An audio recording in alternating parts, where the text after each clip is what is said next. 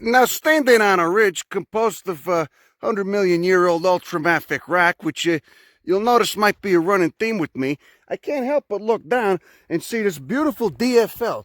Now, that stands for dainty fucking lily, and this is Fritillaria glauca, another serpentine endemic and a very rare lily species that only grows, like Fritillaria falcata, on serpentine. And this appears to be going on serpentine talus. So again, you got these beautiful blue glaucous leaves that pop out, photosynthesize, do their thing for a couple years after germinating.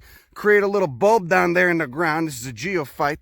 Now remember, a bulb is just leaf tissue, whereas a corm is a stem tissue. And then after it creates enough carbohydrates and does its thing for long enough, here at 5,200 feet in elevation, it sends up a bud, a flower bud, and tries to attract pollinators with this beautiful goddamn lily inflorescence. Look at that. Look at those massive stamens, and then, is that the stigma in there? I can't even see the stigma. Where's it at? Where's it at? You got like one massive anther, or is it? I don't know what's going on. Either way, what a beaut. What a gorgeous beaut. And not a soul around to ruin it for us. I'd like to keep it that way. Maybe I should stop doing these videos, eh? So although this slope looks volcanic, it's actually old marine sediments, and metamorphosed marine sediments at that, being the serpentine. Oh, look at that. Look at that guy over there. Being that serpentine is a metamorphic rock, again, which only occurs where there's subduction zones and has soil chemistry that's toxic to most plants. Now, where the fuck did that little seedling go? There was a little seedling here I wanted to show you, and I don't know where it went. I'm going to show you how dainty they are. Anyway, there we go. So there's a first year seedling, see? And they do this for about 2, 3, maybe 4 or 5 years. And every year, this leaf gets a little bit bigger. This just came up from a bulb in the ground. Everything here is just waking up because there's still snow up on the upper slopes. I mean, shit, there's snow down there. You could see a little bit further down. See that? Fire came through here, burnt everything. This is the case for the early 21st century. It's going to be a landscape changing event. These fires aren't going to stop since the rain starts a lot later. But so they do this for 2, 3, 4 years, and then every year the leaf gets a little bit bigger, collecting a little bit more light photons and creating carbohydrates for that bulb. And then finally, when a bulb is big enough, it sends up that beautiful flower, which you could see right over there. Look at that beautiful little nodding perianth right there. It's like a little tulip. You can see how blue the leaves are. This talus just collapses, just readily collapses anytime you move. See, remember, those blue leaves are an adaptation to a full exposure in the dry summers of the area. The glaucousness, just like the white wool you see on a lot of plants down in the Mojave.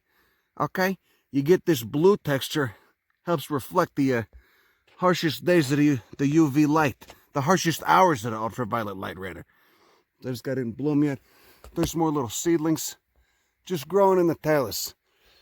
And given how easily this falls, you could see, or how unstable this rock is, you could see how easily it would be subject to disturbance.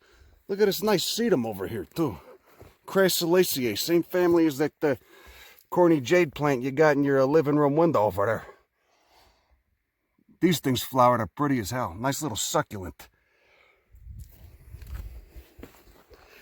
Holy shit. Look at this nice Phacelia. Big genus. There's a couple of Phacelia species that have these really prominently veined leaves. The leaves themselves are beautiful.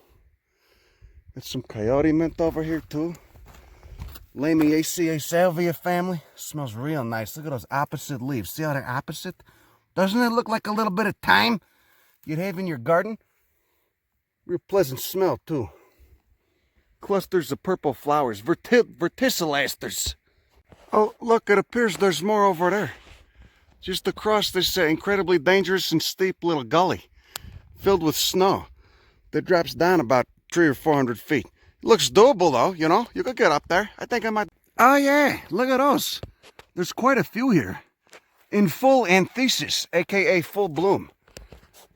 Doing well.